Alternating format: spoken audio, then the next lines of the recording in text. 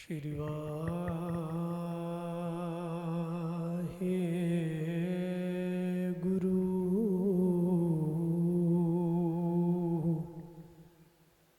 ਸਾਹਿਬ ਜੀ।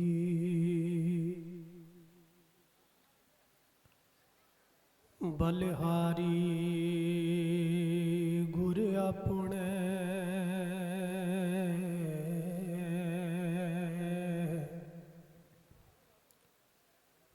ਦਿਵਹਾੜੀ ਸਦਵਾਰ।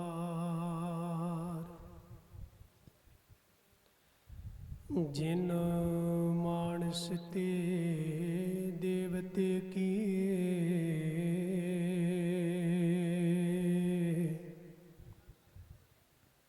ਕਰਤ ਨਾ ਲਾਗੀ ਵਾਰ।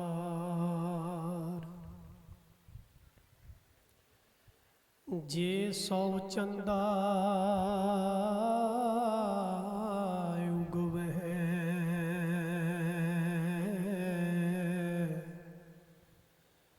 ਸੂਰਜ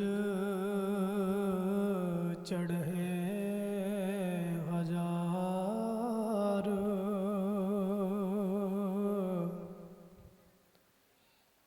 ਇਤੇ ਚਾਨਣ ਗੁਰ ਬਿਨ ਘੋਰ ਅੰਧਾਰ।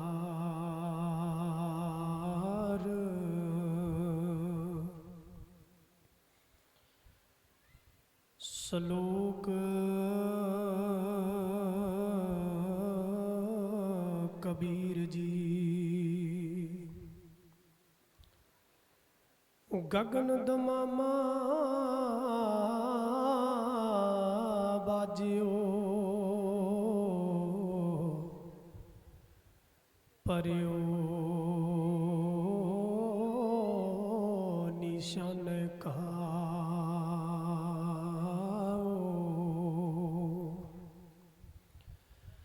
ਖੇਤ ਜੋ ਮਾਂਡਿਓ ਸੂਰਮਾ,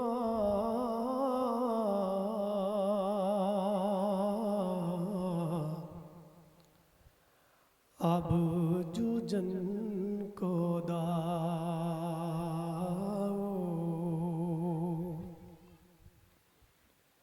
ਸੂਰਾ ਸੂ ਪਹਿਚਾਨੀਐ,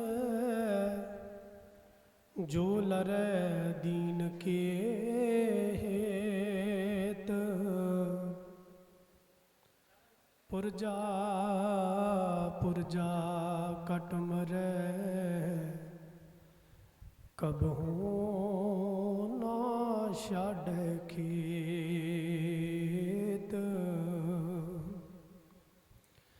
ਪੁਰਜਾ ਪੁਰਜਾ ਕਟ ਮਰੈ, ਕਬਹੂ ਨਾ ਛਾਡੈ ਖੇਤ। ਪਰਮ ਸਨਮਾਨਯੋਗ ਚਵਰ ਛਤਰ ਤਖਤ ਸਿੰਘਾਸਨ ਦੇ ਮਾਲਕ ਧੰਨ ਸਤਿਗੁਰੂ ਗਰੀਬ ਨਿਵਾਜ ਸ਼੍ਰੀ ਗੁਰੂ ਗ੍ਰੰਥ ਸਾਹਿਬ ਮਹਾਰਾਜ ਸੱਚੇ ਪਾਤਸ਼ਾਹ ਜੀ ਦੀ ਪਾਵਨ ਪਵਿੱਤਰ ਹਜ਼ੂਰੀ ਅੰਦਰ ਜੁੜ ਬੈਠੀ ਗੁਰੂ ਪਿਆਰੀ ਸਾਧ ਸੰਗਤ ਜੀਓ, ਵਡਭਾਗੀ ਬਣੇ ਹਾਂ। ਸਾਹਿਬਾਂ ਦੀ ਪਵਿੱਤਰ ਹਜ਼ੂਰੀ ਅੰਦਰ ਜੁੜ ਬੈਠ ਕੇ ਸਤ ਸੰਗਤ ਦੀਆਂ ਸੁਭਾਗੀਆਂ ਘੜੀਆਂ ਮਾਨਣ ਦਾ ਅਵਸਰ ਪ੍ਰਾਪਤ ਹੋਇਆ। ਥੋੜੀ ਜਿਹੀ ਈਕੋ ਘਟਾ ਦਿਓ। ਸੋ ਸਾਧ ਸੰਗਤ ਜੀ, ਧੰਨ ਸ਼੍ਰੀ ਗੁਰੂ ਗ੍ਰੰਥ ਸਾਹਿਬ ਮਹਾਰਾਜ ਸੱਚੇ ਪਾਤਸ਼ਾਹ ਜੀ ਦੇ ਪਹਿਲੇ ਪ੍ਰਕਾਸ਼ ਪੁਰਬ ਨੂੰ ਸਮਰਪਿਤ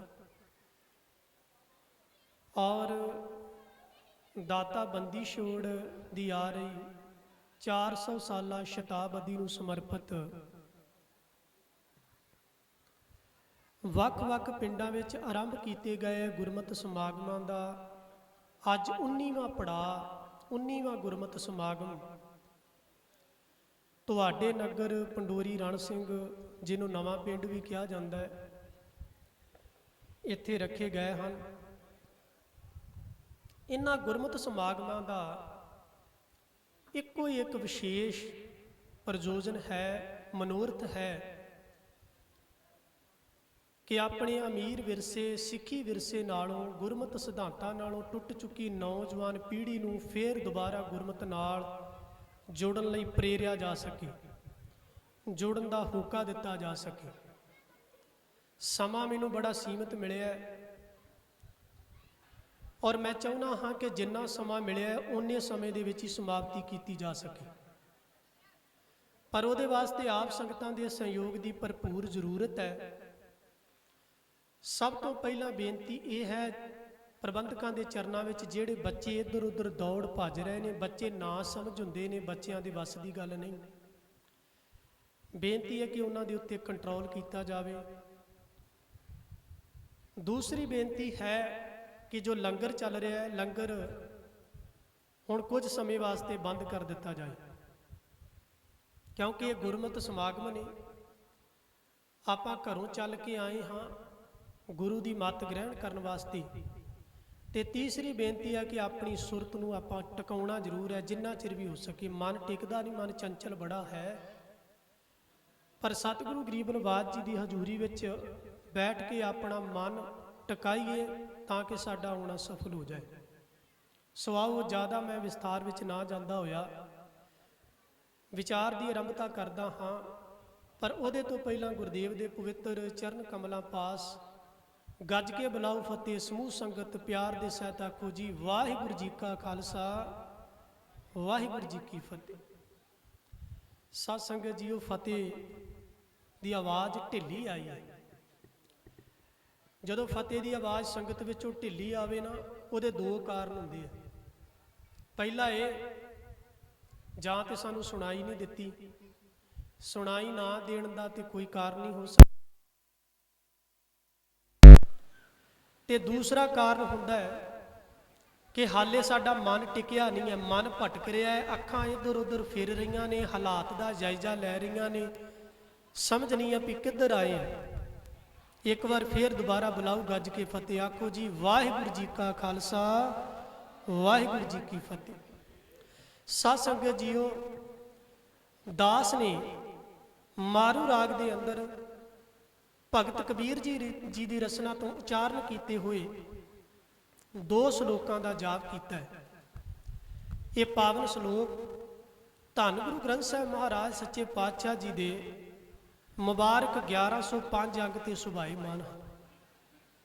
ਸ਼ਲੋਕ ਪਹਿਲਾ ਹੈ, ਗਗਨ ਦਮਾਮਾ ਬਾਜਿਓ ਪਰਿਓ ਨਿਸ਼ਾਨੇ ਘਾਵੋ, ਖੇਤ ਜੋ ਮਾਂਡਿਓ ਸੂਰਮਾ ਅਬ ਜੂਝਨ ਕਉਦਾਓ। दूसरा श्लोक है, सूरा सो पहचानिए जो लरै दीन कै हेत, पुरजा पुरजा कट मरै कबहू ना छाडै खेत। ਦੋਵਾਂ ਸ਼ਲੋਕਾਂ ਵਿੱਚ ਗੱਲ ਸੂਰਮਿਆਂ ਦੀ ਕੀਤੀ ਗਈ ਹੈ। ਦੋਵਾਂ ਸ਼ਲੋਕਾਂ ਦੇ ਅਰਥਾਂ ਵਿੱਚ ਫਰਕ ਇਹ ਹੈ ਕਿ ਜਿਹੜਾ ਉੱਪਰਲਾ ਸ਼ਲੋਕ ਹੈ ਉਹ ਨਿਰੋਲ ਅਧਿਆਤਮਿਕ ਜੰਗ ਨੂੰ ਮੁਖਾਤਬ ਹੈ।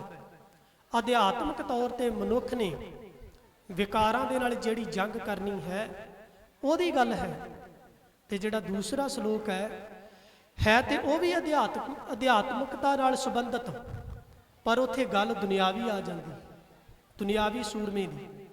ਤੇ ਆਪਾਂ ਮਨ ਬਿਰਤੀ ਇਕਾਗਰ ਕਰਕੇ ਰਹਿੰਦੇ ਸਮੇਂ ਦੇ ਵਿੱਚ ਇਹਨਾਂ ਦੋ ਸ਼ਲੋਕਾਂ ਦੀ ਵਿਆਖਿਆ ਨੂੰ ਸਮਝਣ ਦਾ ਯਤਨ ਕਰਨਾ ਹੈ। ਸੰਸਾਰ ਦੇ ਲੋਕਾਂ ਨੇ ਸੂਰਮੇ ਕਿਹਨੂੰ ਗਿਣਿਆ? ਸੰਸਾਰ ਦੇ ਵਿੱਚ ਦੋ ਪ੍ਰਕਾਰ ਦੇ ਮਨੁੱਖ ਧੰਨ ਗੁਰੂ ਗ੍ਰੰਥ ਸਾਹਿਬ ਸੱਚੇ ਪਾਤਸ਼ਾਹ ਜੀ ਨੇ ਬਿਆਨ ਕੀਤੇ ਨੇ।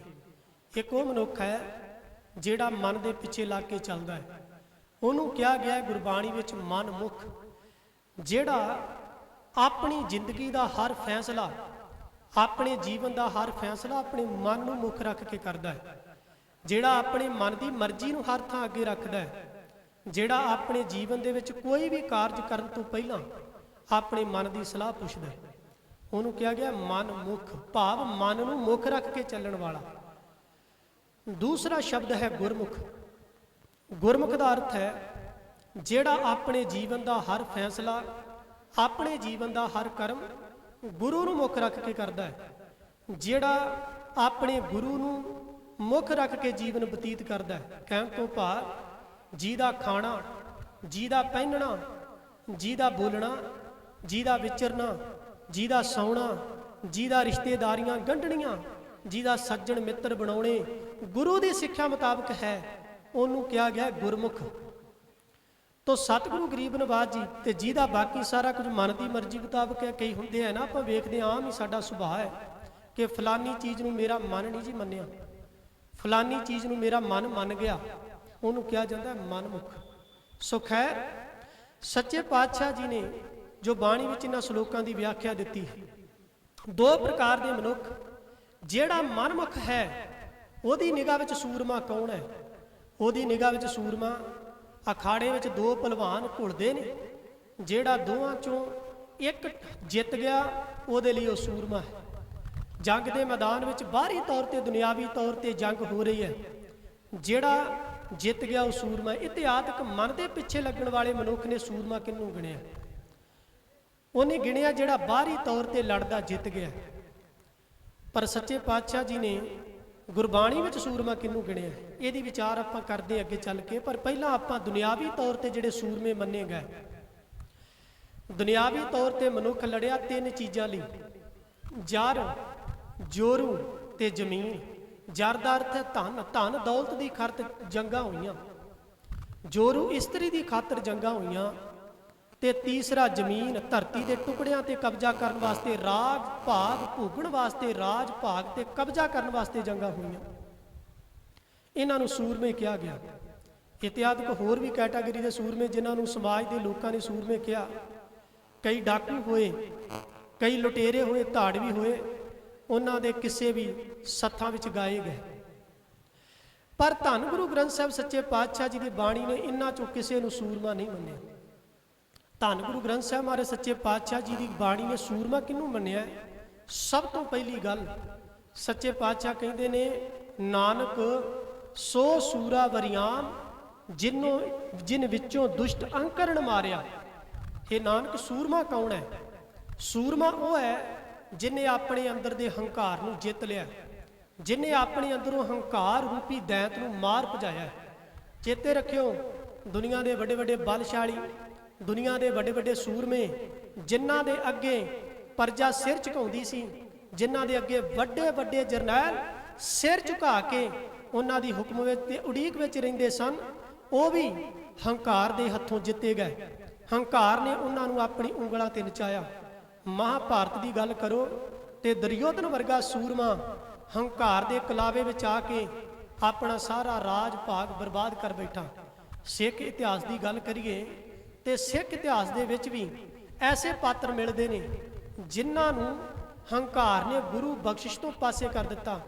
ਸਭ ਤੋਂ ਪਹਿਲਾਂ ਆਪਾਂ ਗੱਲ ਕਰਦੇ ਹਾਂ ਇਤਿਹਾਸ ਦੇ ਵਿੱਚ, ਜੇ ਗੱਲ ਕਰੀਏ ਧੰਨ ਗੁਰੂ ਨਾਨਕ ਦੇਵ ਸੱਚੇ ਪਾਤਸ਼ਾਹ ਜੀ ਦੇ ਪੁੱਤਰਾਂ ਦੀ, ਬਾਬਾ ਸ਼੍ਰੀ ਚੰਦ ਤੇ ਬਾਬਾ ਲਖਮੀ ਦਾਸ ਕੋਈ ਛੋਟੀ ਮੋਟੀ ਸ਼ਖਸੀਅਤ ਨਹੀਂ ਸਨ। ਗੁਰੂ ਪੁੱਤਰ ਹੋਣ ਕਰਕੇ ਸਾਡਾ ਸਿਰ ਵੀ ਉਹਨਾਂ ਨੂੰ ਝੁਕਦਾ ਹੈ। ਪਰ ਚੇਤੇ ਰੱਖਿਓ, ਜਿੱਥੇ ਗੁਰੂ ਦੀ ਕਸਵੱਟੀ ਲੱਗੀ, ਜਿੱਥੇ ਗੁਰੂ ਦਾ ਪਰਚਾ ਪਿਆ, ਬਾਬਾ ਸ਼੍ਰੀ ਚੰਦ ਜੀ ਵੀ ਉੱਥੇ ਹਾਰ ਗਏ। ਹਾਰਨ ਦਾ ਕਾਰਨ ਕੀ ਸੀਗਾ? ਹਾਰਨ ਦਾ ਕਾਰਨ ਗੁਰਮੁਖੋ ਹੰਕਾਰ ਸੀ, ਅੰਦਰ ਦੀ ਮਹਿਮਾ ਹੰਕਾਰ। ਮੈਂ ਕੁਝ ਉਦਾਹਰਨਾਂ ਆਪ ਜੀ ਦੇ ਸਨਮੁਖ ਰੱਖਾਂ। ਗੁਰੂ ਨਾਨਕ ਦੇਵ ਸੱਚੇ ਪਾਤਸ਼ਾਹ ਤੁਰੇ ਆਉਂਦੇ ਨੇ, ਨਾਲ ਗੁਰਦੇਵ ਦੇ ਬਾਬਾ ਬੁੱਢਾ ਜੀ, ਭਾਈ ਪੈੜਾ ਮੋਖਾ, ਇਤਿਹਾਸਕ ਸਿੱਖ ਬਾਬਾ ਸ਼੍ਰੀ ਚੰਦ ਲਖਮੀ ਦਾਸ ਤੇ ਭਾਈ ਲਹਿਣਾ ਜੀ ਵੀ ਹਨ। ਗੁਰਦੇਵ ਤੁਰੇ ਆ ਰਹੇ ਨੇ। ਸਰੀਰ ਕਰਕੇ ਉਮਰ ਦੇ ਅਖੀਰਲੇ ਦਿਨਾਂ ਦੀ ਇਹ ਘਟਨਾ ਹੈ। ਗੁਰਦੇਵ ਨੇ ਆਪਣਾ ਆਉਣ ਵਾਲਾ ਜਾਨਸ਼ੀਨ ਚੁਣਨਾ ਹੈ, ਤੇ ਜਾਨਸ਼ੀਨ ਉਹ ਚੁਣਿਆ ਜਾਏਗਾ ਜਿਹੜਾ ਨਿਮਰਤਾ ਦੇ ਰੱਥ ਤੇ ਅਸਵਾਰ ਹੈ। ਜਿਹੜਾ ਹੰਕਾਰ ਦੇ ਹਾਥੀ ਦੇ ਉੱਪਰ ਅਸਵਾਰ ਹੈ, ਉਹ ਨਹੀਂ ਚੁਣਿਆ ਜਾ ਸਕਦਾ, ਕਿਉਂਕਿ ਗੁਰੂ ਨਾਨਕ ਦੇਵ ਸੱਚੇ ਪਾਤਸ਼ਾਹ ਜੀ ਦੇ ਮਿਸ਼ਨ ਨੂੰ ਉਹ ਅੱਗੇ ਨਹੀਂ ਲਿਜਾ ਸਕਦਾ। ਤੁਰੇ ਆਉਂਦੇ ਛੱਪੜੀ ਦੇ ਪਾਸ ਆਏ, ਤੇ ਛੱਪੜੀ ਦੇ ਪਾਸ ਆ ਕੇ ਆਪਣੇ ਹੱਥ ਵਾਲਾ ਲੋਟਾ, ਮੈਂ ਇੱਕ ਬੇਨਤੀ ਕਰਾਂਗਾ ਗ੍ਰੰਥੀ ਸਿੰਘ ਦੇ ਚਰਨਾਂ 'ਚ, ਟਿਕਾਓ ਦਿਓ। ਟਿਕਾਓ ਤੋਂ ਬਿਨਾਂ ਮੇਰੇ ਕੋਲ ਵਿਚਾਰ ਨਹੀਂ ਜੀ ਹੋ ਸਕਦੀ, ਥੋੜਾ ਜਿਹਾ ਟਿਕਾਓ ਜ਼ਰੂਰ ਦਿਓ। ਤੁਰੇ ਆ ਰਹੇ ਨੇ, ਗੁਰੂ ਨਾਨਕ ਦੇਵ ਸੱਚੇ ਪਾਤਸ਼ਾਹ ਜੀ ਨੇ ਆਪਣੇ ਹੱਥ ਵਾਲਾ ਲੋਟਾ, ਨਗਰ ਤੋਂ ਬਾਰ-ਬਾਰ ਥੋੜੀ ਦੂਰ ਛੱਪੜੀ ਸੀ, ਛੱਪੜੀ ਦੇ ਨਜ਼ਦੀਕ ਆਏ, ਹੱਥ ਵਾਲਾ ਲੋਟਾ ਵਗਾ ਕੇ ਉਹਦੇ ਵਿੱਚ ਮਾਰਿਆ। ਚਿੱਕੜ ਨਾਲ ਭਰੀ ਹੋਈ ਛੱਪੜੀ ਦੇ ਵਿੱਚ ਲੋਟਾ ਡਿੱਗਾ, ਤੇ ਗੁਰੂ ਨਾਨਕ ਦੇਵ ਸੱਚੇ ਪਾਤਸ਼ਾਹ ਜੀ ਨੇ ਪੁੱਤਰਾਂ ਵੱਲ ਤੱਕਿਆ, ਕਹਿਣ ਲੱਗੇ, ਬੇਟਾ ਲੋਟਾ ਕੱਢ ਕੇ ਲਿਆਓ। ਬਾਬਾ ਸ਼੍ਰੀ ਚੰਦ ਜੀ ਕਹਿਣ ਲੱਗੇ, ਮਹਾਰਾਜ ਲੋਟਾ ਤੁਹਾਡੇ ਹੱਥ ਵਿੱਚ ਸੀ, ਆਪਣੇ ਆਪ ਤੁਸੀਂ ਵਗਾ ਕੇ ਛੱਪੜੀ 'ਚ ਮਾਰਿਆ। ਜੇ ਇਹ ਲੋਟਾ ਕੱਢ ਕੇ ਲਿਆਉਣਾ ਸੀ ਤੇ ਲੋਟਾ ਸੁੱਟਿਆ ਕਿਉਂ? ਮੈਂ ਇੱਥੇ ਰੋਕ ਕੇ ਇੱਕ ਬੇਨਤੀ ਕਰਾਂ, ਅਸੀਂ ਸਟੇਜਾਂ ਤੇ ਬਹਿ ਕੇ ਪ੍ਰਚਾਰਕ ਕਵੀਸ਼ਰ ਢਾਡੀ ਕਹਿ ਦਿੰਦੇ ਆ, ਪੁੱਤਰੀ ਕੌਲ ਨਾ ਪਾਲਿਓ ਦੇ ਪੀਰੋਂ ਕੰਨ ਮੁਰਟੀਏ, ਦਿਲ ਕੋਟੈ ਆਕੀ ਫਿਰਨ ਬਨ ਭਾਰ ਉਚਾਇਨ ਛੱਟੀਏ। ਠੀਕ ਹੈ, ਸੱਚੀ ਗੱਲ ਗੁਰੂ ਗ੍ਰੰਥ ਸਾਹਿਬ ਸੱਚੇ ਪਾਤਸ਼ਾਹ ਜੀ ਨੇ ਲਿਖੀ, ਪਰ ਜਿਸ ਐਂਗਲ ਤੋਂ, ਜਿਸ ਨਜ਼ਰੀਏ ਤੋਂ ਧੰਨ ਗੁਰੂ ਗ੍ਰੰਥ ਸਾਹਿਬ ਸੱਚੇ ਪਾਤਸ਼ਾਹ ਜੀ ਨੇ ਕਹੀ, ਉਸ ਨਜ਼ਰੀਏ ਤੋਂ ਅਸੀਂ ਕਹਿਣ ਦੇ ਹੱਕਦਾਰ ਉਦੋਂ ਹਾਂ ਜਦੋਂ ਅਸੀਂ ਬਾਬਾ ਸ਼੍ਰੀ ਚੰਦ ਤੋਂ ਉੱਪਰ ਜਾ ਕੇ ਗੁਰੂ ਨਾਨਕ ਦੇ ਚਰਨਾਂ ਤੇ ਸ਼ਰਧਾ ਰੱਖ ਸਕੀਏ। ਧਿਆਨ ਦੇ ਕੇ ਸੁਣਿਓ ਮੇਰੀ ਗੱਲ। ਕਹਿਣ ਨੂੰ ਅਸੀਂ ਸਾਰੇ ਕਹਿ ਦਿੰਦੇ ਆ ਕਿ ਬਾਬਾ ਸ਼੍ਰੀ ਚੰਦ ਜੀ ਨੇ ਬਚਨ ਨਹੀਂ ਮੰਨਿਆ। ਥੋੜਾ ਜਿਹਾ ਇੱਥੇ ਰੋਕ ਕੇ ਮੈਂ ਇੱਕ ਬੇਨਤੀ ਕਰਾਂ, ਉਹ ਗੁਰੂ ਨਾਨਕ ਦੇਵ ਮਹਾਰਾਜ ਸੱਚੇ ਪਾਤਸ਼ਾਹ ਜੀ ਦੇ ਬਚਨ ਇੰਨੇ ਸਹਿਲੇ ਸਮਝਣੇ ਸੌਖੇ ਨਹੀਂ ਸਨ ਕਿ ਉਹਨੂੰ ਹਰ ਕੋਈ ਮੰਨ ਜਾਂਦਾ। ਉਸ ਬਚਨ ਨੂੰ ਉਹੀ ਮੰਨ ਸਕਦਾ ਸੀ ਜਿਸ ਦੀ ਸੁਰਤ, ਜਿਸ ਦੀ ਮੱਤ ਗੁਰੂ ਨਾਨਕ ਦੇਵ ਸੱਚੇ ਪਾਤਸ਼ਾਹ ਜੀ ਦੇ ਬਰਾਬਰ ਹੋ ਗਈ ਹੋਵੇ, ਗੁਰੂ ਨਾਨਕ ਦੇਵ ਸੱਚੇ ਪਾਤਸ਼ਾਹ ਜੀ ਦੀ ਮੱਤ ਦੇ ਬਰਾਬਰ ਹੋ ਗਈ ਹੋਵੇ। ਬਾਬਾ ਸ਼੍ਰੀ ਚੰਦ ਜੀ, ਬਾਬਾ ਲਖਮੀ ਦਾਸ ਜੀ ਨੇ ਕਿਹਾ, ਮਹਾਰਾਜ ਇਹ ਲੋਟਾ ਸੁੱਟਿਆ ਕਿਉਂ ਜੇ ਕੱਢਣਾ ਸੀਗਾ? ਤੇ ਜੇ ਇੱਕ ਮਿੰਟ ਇੱਥੇ ਠਹਿਰ ਕੇ ਸੋਚ ਗਏ, ਆਪਾਂ ਜਿੰਨੇ ਇੱਥੇ ਬੈਠੇ ਹਾਂ ਮੇਰੇ ਸਮੇਤ, ਜੇ ਆਪਾਂ ਸਾਰੇ ਬਾਬਾ ਸ਼੍ਰੀ ਚੰਦ ਜੀ ਦੀ ਜਗ੍ਹਾ ਹੁੰਦੇ ਤੇ ਕੀ ਆਪਣਾ ਜਵਾਬ ਇਹ ਨਾ ਹੁੰਦਾ? ਅਵਾਚੀ ਹੋਣਾ ਸੀ। ਜੇ ਅਸੀਂ ਹੰਕਾਰ ਤੋਂ ਰਹਿਤ ਹੁੰਦੇ, ਖੋਰਿਆ ਫਿਰ ਭਾਈ ਲੈਣ ਵਾਲਾ ਜਵਾਬ ਹੁੰਦਾ। ਪਰ ਕਿਉਂਕਿ ਗੁਰੂ ਨਾਨਕ ਦੇਵ ਜੀ ਨੇ ਇਤਿਹਾਸ ਕਹਿੰਦਾ ਹੈ ਤਕਰੀਬਨ 8-9 ਪ੍ਰੀਖਿਆਵਾਂ ਕੀਤੀਆਂ ਧੰਨ ਗੁਰੂ ਅੰਗਦ ਦੇਵ ਮਹਾਰਾਜ ਜੀ ਦੀਆਂ। ਹਰ ਪ੍ਰੀਖਿਆ ਦੇ ਵਿੱਚ ਸਵਾਲ ਉਹ ਹੁੰਦਾ ਸੀ ਜਿਹਨੂੰ ਕੇਵਲ ਉਹ ਸਮਝ ਸਕਦਾ ਹੈ ਜਿਹਦੀ ਮੱਤ ਗੁਰੂ ਨਾਨਕ ਦੇਵ ਸੱਚੇ ਪਾਤਸ਼ਾਹ ਜੀ ਦੀ ਮੱਤ ਨਾਲ ਇੱਕਮਿਕ ਹੋ ਚੁੱਕੀ ਹੈ, ਜਿਹਦੀ ਮੱਤ ਦੇ ਵਿੱਚ ਰਤਾ ਮਾਤਰ ਵੀ ਦੁਨਿਆਵੀ ਲਾਲਸਾ ਹੈ, ਹੰਕਾਰ ਹੈ, ਇਤਿਆਦ ਲੋਭ ਹੈ ਤੇ ਚੌਧਰ ਦੀ ਭੁੱਖ ਹੈ, ਉਹ ਗੁਰੂ ਨਾਨਕ ਦੇਵ ਜੀ ਦੇ ਹੁਕਮ ਨੂੰ ਨਹੀਂ ਸੀ ਸਮਝ ਸਕਦਾ। ਗੁਰੂ ਨਾਨਕ ਦੇਵ ਮਹਾਰਾਜ ਵੀ ਜਾਣਦੇ ਸਨ ਕਿ ਇਹ ਜਿਹੜਾ ਪ੍ਰਸ਼ਨ ਹੈ ਮੀਨਿੰਗਲੈਸ ਹੈ। ਧਿਆਨ ਦੇ ਕੇ ਸੁਣਿਓ, ਵਾਕਿਆ ਜੇ ਆਪਾਂ ਵੱਖਰੇ ਨਜ਼ਰੀਏ ਤੋਂ ਵੇਖੀਏ ਤੇ ਇਹ ਜਿਹੜਾ ਸਵਾਲ ਸੀਗਾ ਇਹਦਾ ਕੋਈ ਡੂੰਘਾ ਅਰਥ ਨਹੀਂ ਬਣਦਾ। ਲੋਟਾ ਸੁੱਟਿਆ ਤੇ ਵਾਕਿਆ ਜੇ ਕੱਢਣਾ ਸੀ ਫਿਰ ਸੁੱਟਿਆ ਕਿਉਂ? ਪਰ ਗੁਰਮੁਖੋ ਜਿਹੜੇ ਧਿਆਨ ਦੇ ਕੇ ਸਮਝ ਗਏ ਤੇ ਗੁਰਦੇਵ ਨੇ ਪ੍ਰਸ਼ਨ ਉਹ ਪਾਇਆ ਕਿ ਮੈਨੂੰ ਉਹ ਸਿੱਖ ਚਾਹੀਦਾ ਹੈ ਜਿਹੜਾ ਗੁਰੂ ਦਾ ਬਚਨ ਬਿਨਾਂ ਕਿੰਤੂ ਕੀਤਿਆਂ, ਬਿਨਾਂ ਬਚਨ ਦੇ ਉੱਤੇ ਪ੍ਰਸ਼ਨ ਕੀਤਿਆਂ ਅੱਖਾਂ ਮੀਟ ਕੇ 7 ਵਚਨ ਕਹਿ ਕੇ ਮੰਨ ਲੈ। ਇਹ ਪ੍ਰਸ਼ਨ ਇਸ ਲਈ ਕੀਤਾ। ਤੇ ਜਦੋਂ ਪੁੱਤਰਾਂ ਨੇ ਕਿਹਾ ਮਹਾਰਾਜ ਇਹ ਕੱਢਣਾ ਸੀ ਤੇ ਫਿਰ ਸੁੱਟਿਆ ਕਿਉਂ? ਤੇ ਗੁਰਦੇਵ ਨੇ ਤੱਕਿਆ ਭਾਈ ਲੈਣੇ ਵੱਲ। ਭਾਈ ਲੈਣੇ ਦੀ ਉਮਰ ਉਸ ਵਕਤ ਕੇਵਲ 23 ਸਾਲ ਹੈ।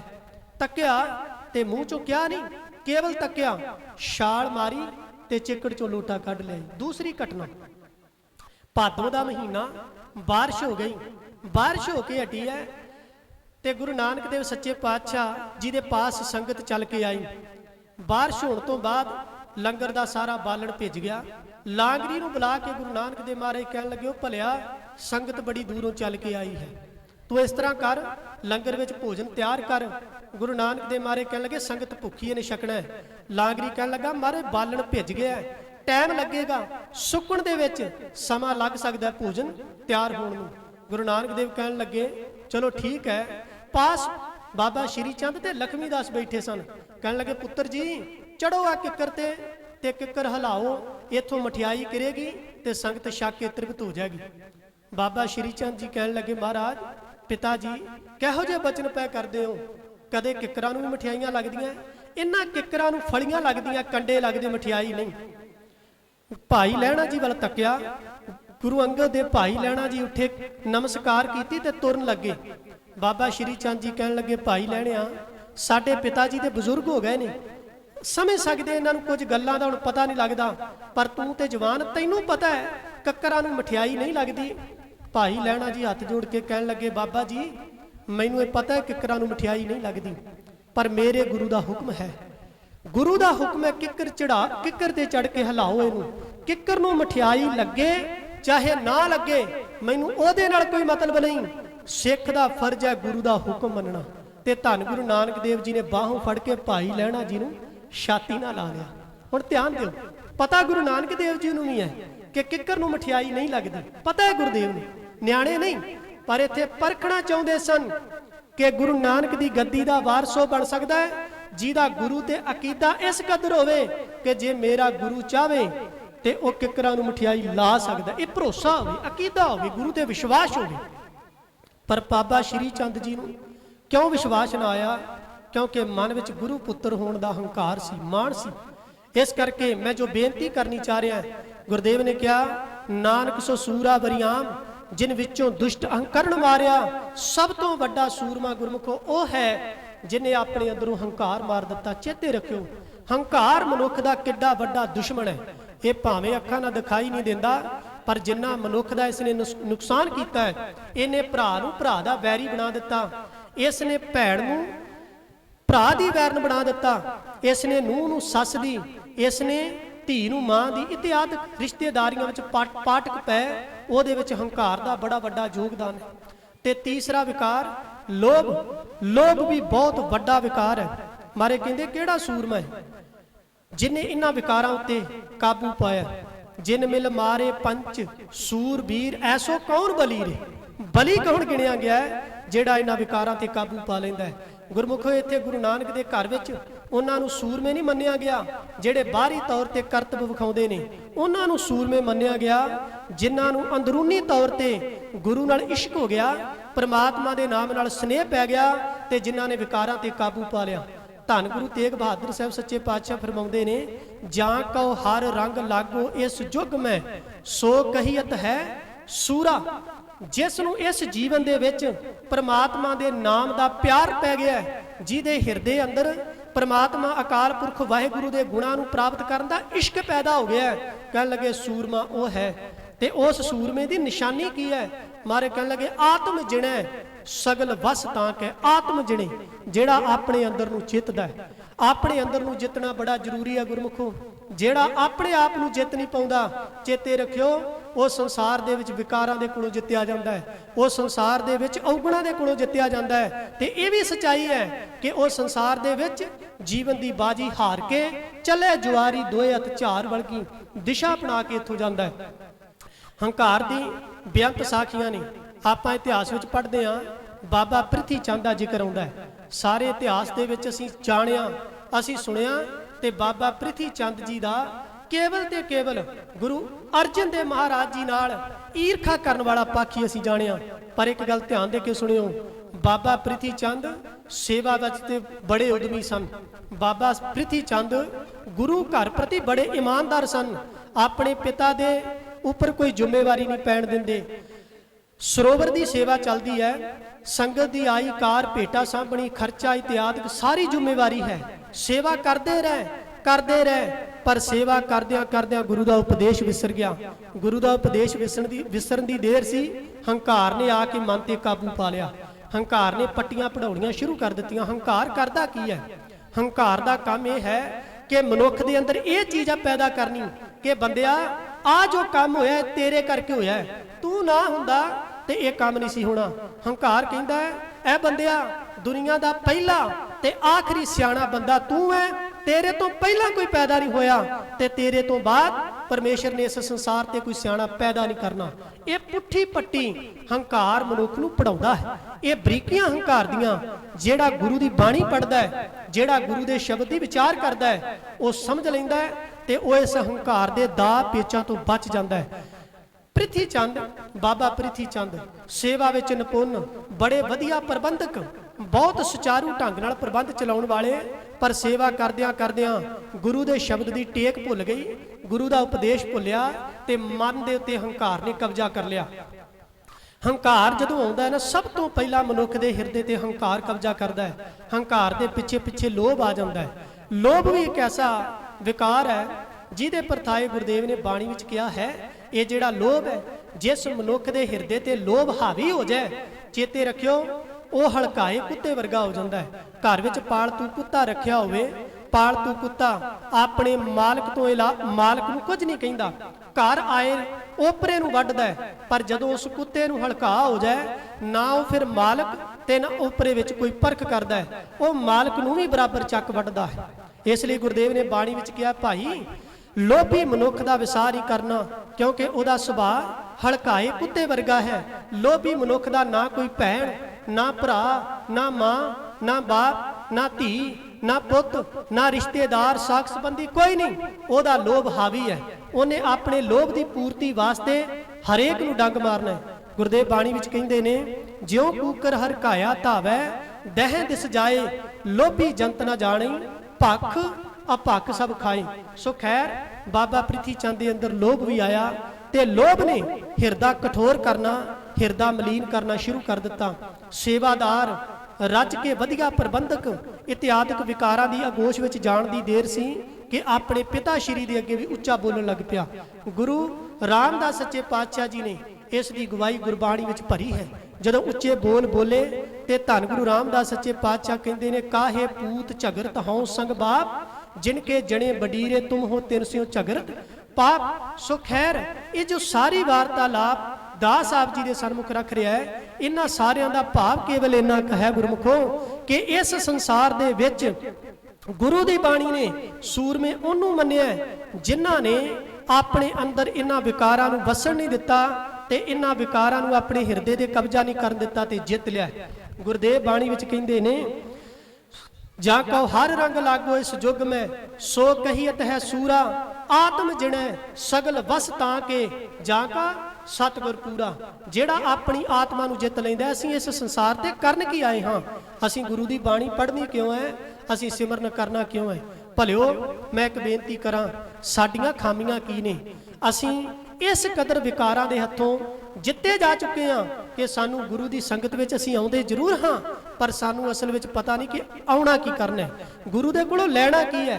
असल में सानू गुरु दे की सकदा है। साडी हालत बिल्कुल उस मंगते वर्गी है। मैं एक उदाहरण दियां, गुरु की हजूरी में आउणे आ, असीं उन्हां दुनियावी पदार्थां की मंग करदे हां, जो पदार्थ परमेश्वर के नाम नाल जुड़िया, गुरबाणी नाल जुड़िया, गुणा नाल जुड़िया, सच दे राह ते चलिया, पहली सट्टे सानू मिल जाने। रहरास साहब का आपां पाठ करते हैं, ਉਹਦੇ ਵਿੱਚ गुरदेव कहते हैं, ये जो रिद्धियां सिद्धियां हैं, भाव दुनियावी पदार्थ धन दौलत इत्यादि करामातां, ये उस मनुख नूं पहली सट्टे मिल जांदियां ने जेड़ा साफ मन शुद्ध हिरदा करके गुरु दे घर वाल नूं तुर पैंदा है। जेड़ा सिर तली ते रख के भाव अपने मन नूं विकारां वाले पासों मार के गुरु दे प्रेम विच भिज के तुर पैंदा है। सब तो पहले उहनूं दुनियावी पदार्थ ही मिलदे ने। मारे कहते ने, सब निधान 10 अष्ट सिधान ठाकुर कर तल धरिया। कहन लगे 18 सिद्धियां दुनिया के सारे खजाने परमेश्वर ने अपने हाथ की तली ते रखे ने। जेड़ा नाम नाल जुड़दा है, जेड़ा सिमर नाल जुड़दा है, उन्होंने सब तो पहला मिलते ही हैं। सो जो मैं बेनती करनी चाह रहा, असीं गुरु की हजूरी में आउणे आ गुरमुखो, ते आके करदे की आ, इत्थे हर वो शै मंगदे आ। सच्चे पातशाह दुध दे, पुत दे, कारोबार विच वाधा दे, इत्यादि दुनियावी सारे पदार्थ मंगदे। जे नहीं मंगदे ते गुरु का उपदेश नहीं मंगदे, नाम नहीं मंगदे, उच्ची मत नहीं मंगदे, गुरु की खुशी नहीं मंगदे, बख्शिश नहीं मंगदे। ते यही कारण है कि गुरु की हजूरी विच वार वार आउण तो बाद भी साडे अंदर भय बनिया रहिंदा है। मैनूं एक कहानी चेते आ गई। एक मंगता जिन्हों 2 दिनों तो बड़ी डाढी भुख लगी सी, रोज़ नगर विच मंगिया करे ते नगर दे लोकां ने बूहे बंद कर लै भी तेरा ते रोज़ दा ही काम है, एक दिन का काम होवे ते तैनूं दईए। होया कि वो नगर का जो राजा सी ओदे दर ते चलिया गया, सवेर तो जाके बह गया। राजा आया, उन्हें 1-2 बार उस मंगते वाल तक्या, पर होया कि उन्हें दिता कुछ ना। शामा तक बैठा रहा, राजे दे मन विच दया आ गई। सोचन लगा कि अज इस मंगते नूं इन्ना क दे दियाँगा, इनू दोबारा मंगण की लोड़ ना पवे, किसी दर ते ना जावे। राजा बाहर आया, मंगते नूं आके कहन लगा, ओ भलिया अज 2 तू मूँह कहेगा, जो तेरे शब्द मूँह चों निकलणगे मैं वो पूरे कर दियांगा, मंग तैनूं जो चाहिदा उही दियांगा। हुण वो मंगता चाहुंदा ते 2-4 पिंड मंग लैंदा, सोना चांदी मंग लैंदा, हाथी घोड़े महल माड़ियां मंग लैंदा, जमीन जायदाद मंग लैंदा, पर मंगता सी ना, ओदी सुरत जिहड़ी सी ओदा दायरा बड़ा सीमित सी। उन्हें कदे किसी सियाणी की संगत नहीं सी कीती, उन्हें कदे गुणी पुरुष की संगत नहीं सी कीती। सारी उम्र ओदे सामने केवल पेट की भुख का ही दुख सी, इसलिए ओदी सुरत पेट की भुख तो उत्ते ना जा सकी। ते जदों राजे ने कहा मंग जो मंगना है, मंग ते बड़ा कोई सकदा सी, पर पेट की भुख तो उत्ते सुरत ना जान करके कहन लगा, राजन जे खुश होया ते आ एक कौली चौलों की भर के दे दे, मैं खा के रज जा। वो राजा कहंदा, होए राजे दे दर ते आके भी कौली चौलों की, ते कहन लगा जी इहो कुछ मंगना सी, फिर नगर दे किसी होर घर चों मंग लैनूं। भलिओ ये दीन दुनी दा पातशाह है, ਇਹ ਸੱਜਣ ਸੱਚਾ ਪਾਤਸ਼ਾਹ ਸਿਰ ਸ਼ਾਹਾਂ ਦੇ ਸ਼ਾਹ ਹੈ। ਇਹਦੇ ਕੋਲੋਂ ਜੇ ਮੰਗਣਾ ਤੇ ਕੁਝ ਵੱਡਾ ਮੰਗੋ, ਉਹ ਮੰਗੋ ਜਿਹਨੂੰ ਮੰਗਣ ਤੋਂ ਬਾਅਦ ਦੁਬਾਰਾ ਮੰਗਣ ਦੀ ਲੋੜ ਨਾ ਪਵੇ। ਗੁਰਦੇਵ ਕਹਿਣ ਲੱਗੇ ਸਭੇ ਥੋਕ ਪ੍ਰਾਪਤੇ ਜੇ ਆਵੇ ਇੱਕ ਹੱਥ। ਜੇ ਪਰਮੇਸ਼ਰ ਦਾ ਨਾਮ, ਗੁਰੂ ਦਾ ਉਪਦੇਸ਼, ਗੁਰੂ ਦੀ ਮੱਤ ਜੀਵਨ ਵਿੱਚ ਆ ਜਾਏ ਤੇ ਚੇਤੇ ਰੱਖਿਓ ਜਿਹਦੇ ਜੀਵਨ ਵਿੱਚ ਗੁਰੂ ਦੀ ਮੱਤ ਆ ਗਈ ਉਹ ਫਿਰ ਮੰਗਤਾ ਨਹੀਂ ਰਹਿੰਦਾ, ਗੁਰੂ ਉਹਨੂੰ ਦਾਤਾ ਬਣਾ ਦਿੰਦਾ ਹੈ। ਸੱਚੇ ਪਾਤਸ਼ਾਹ ਨੇ ਬਾਣੀ ਵਿੱਚ ਬਹੁਤ ਕੁਝ ਫਰਮਾਇਆ ਹੈ। ਮੈਂ ਹੁਣ ਸਮਾਪਤੀ ਵਾਲੇ ਪਾਸੇ ਆਵਾਂ। ਗੁਰਦੇਵ ਕਹਿੰਦੇ ਨੇ ਸ਼ਲੋਕ ਕਬੀਰ ਜੀ ਗਗਨ ਦਮਾਮਾ ਬਾਜਿਓ ਪਰਿਓ ਨਿਸ਼ਾਨੇ ਘਾਉ।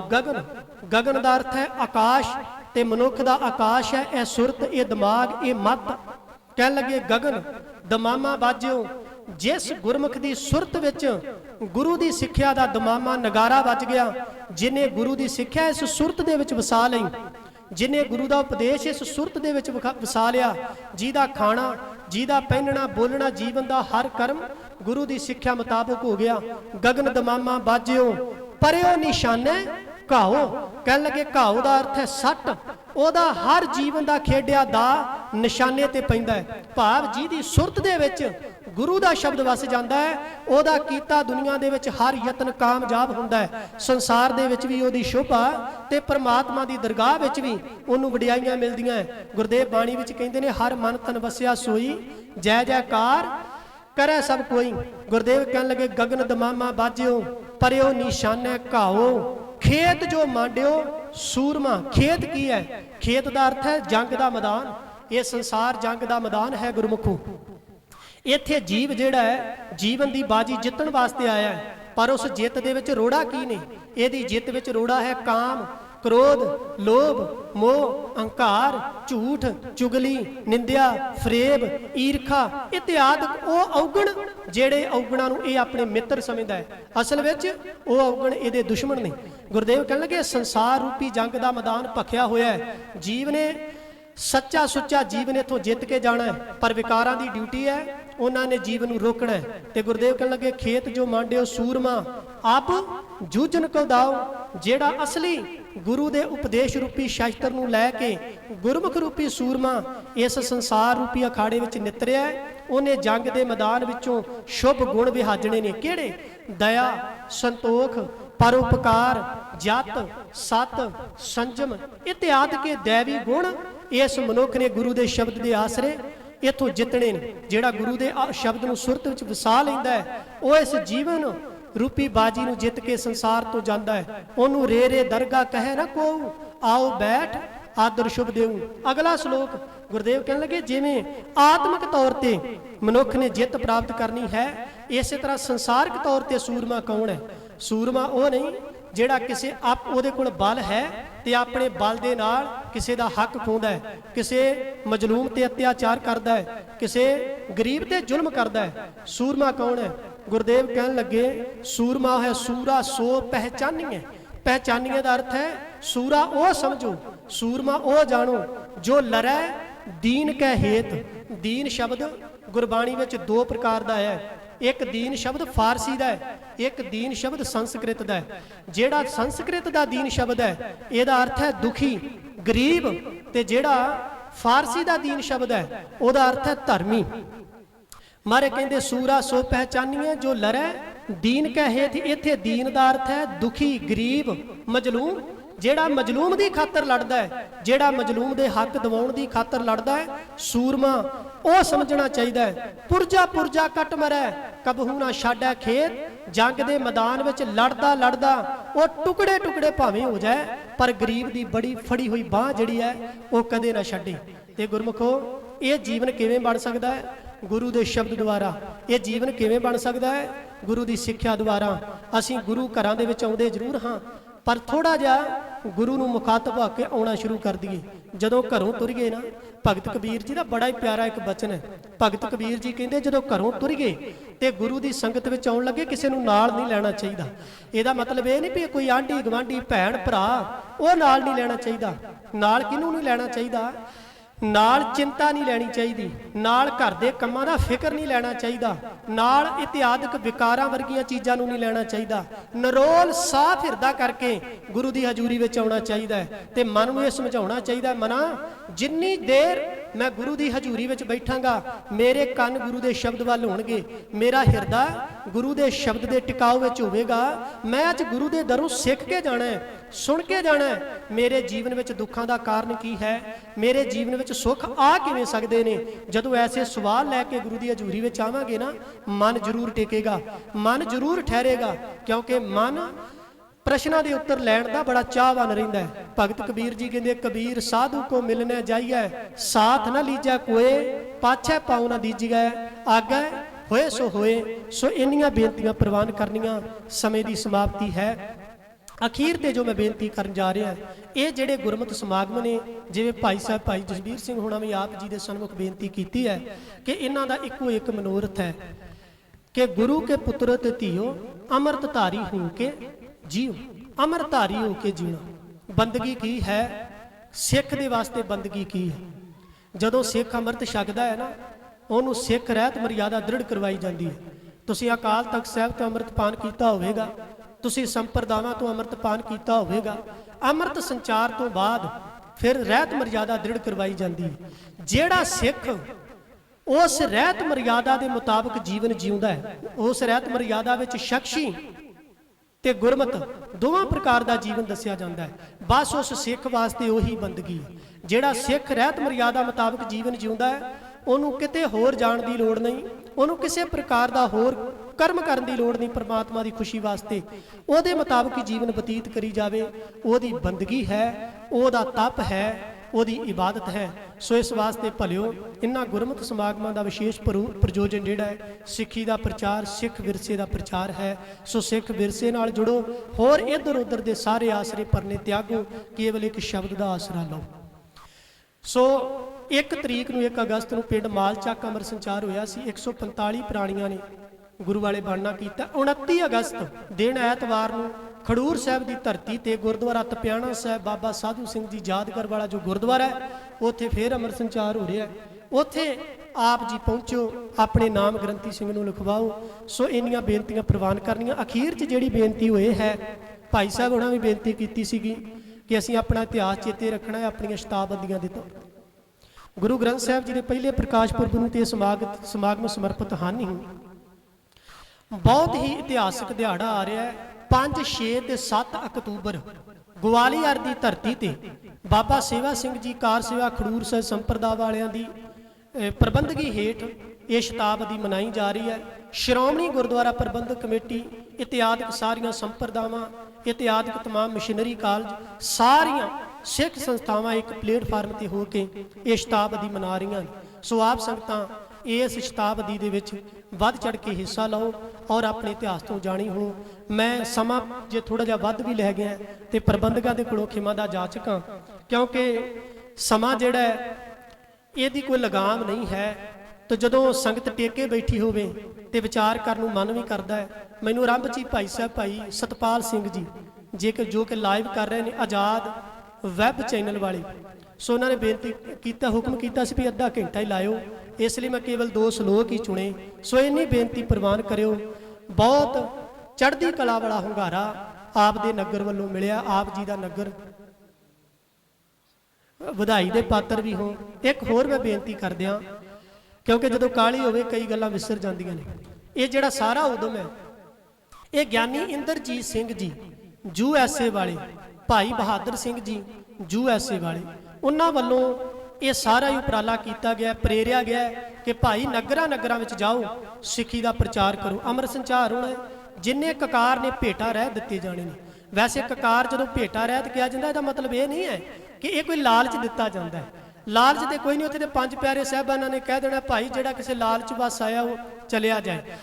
ककारां दी कोई भेटा नहीं है, इसलिए ना तो कोई भेटा दे सकता ना लै सकता है। ककार इसलिए भेटा रहत कह रहे हाँ, क्योंकि कई बार गुरमुख प्यारे इत्थों जाते हैं अमृतसर तरन ताਰਨ किते जाओगे ਤੁਹਾਨੂੰ इधर उधर जाना ना पए, सीधा उत्थे आओ। कई बार हो जाता है हालातों तो मजबूर।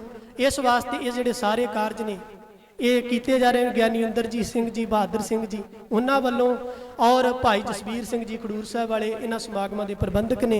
हुण साडे पास ਬਹੁਤ ਹੀ ਸਤਿਕਾਰਯੋਗ ਪੰਥ ਪ੍ਰਸਿੱਧ ਕਵੀਸ਼ਰੀ ਜਥਾ ਭਾਈ ਸਾਹਿਬ ਭਾਈ ਬਲਵਿੰਦਰ ਸਿੰਘ ਜੀ ਬਹਿਲੇ ਵਾਲੇ, ਉਹ ਆਪ ਸੰਗਤਾਂ ਨੂੰ ਨਿਹਾਲ ਕਰਨਗੇ। ਦਾਸ ਦੀ ਇੰਨੀ ਹਾਜ਼ਰੀ ਪ੍ਰਵਾਨ ਕਰਿਓ। ਹੋਈਆਂ ਭੁੱਲਾਂ ਦੀ ਖਿਮਾ ਗੱਜ ਕੇ ਬੁਲਾਓ ਫਤਿਹ ਆਖੋ ਜੀ। ਵਾਹਿਗੁਰੂ ਜੀ ਕਾ ਖਾਲਸਾ, ਵਾਹਿਗੁਰੂ ਜੀ ਕੀ ਫਤਿਹ।